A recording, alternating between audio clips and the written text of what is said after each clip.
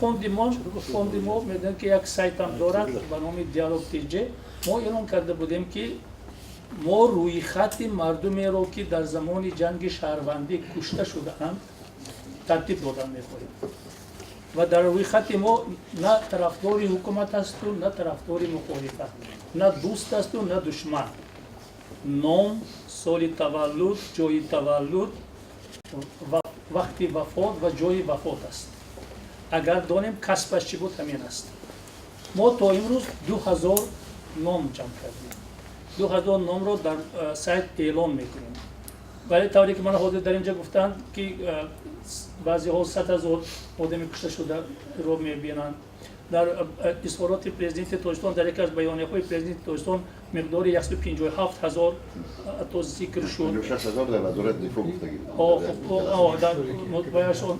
البته ما نمیدونیم که حقیقت چقدر است. یک تا آدم مردنش این خودش فاجعه است. وقتی که درباره ده ها هزار آدم گپ میزنیم این فاجعه بزرگ است.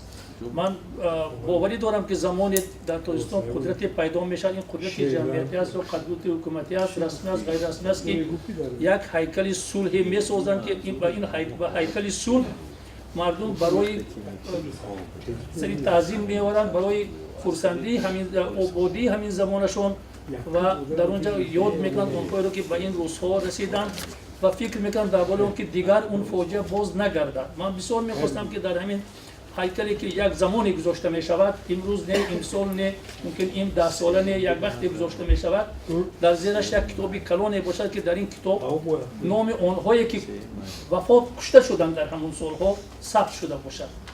و برای ما اعلام میکنیم، برای آنکه من بسیار میخوام که هر کسی که میتواند نویسد، ما به این جستجو مشغول میشویم نویسد، ما نامها رو میسازیم تا وقتی که همین نام تکمیل کرده آخرین نقطه نگذاریم که ما معین کردیم، فوند ما کارش دوام میدهد با یاری اونهایی که دستگیری کردن میخوان، با یاری اونهایی که احتیاج به همین چیز دارند، با یاری اونهایی که ملت روحی گذشتهش یاد کردن میخوان، همین کار دوام که میخوایم که دستگیری کنید. شما اونچه که میدونید نویسید، فرستید به سایت و آدرس فوند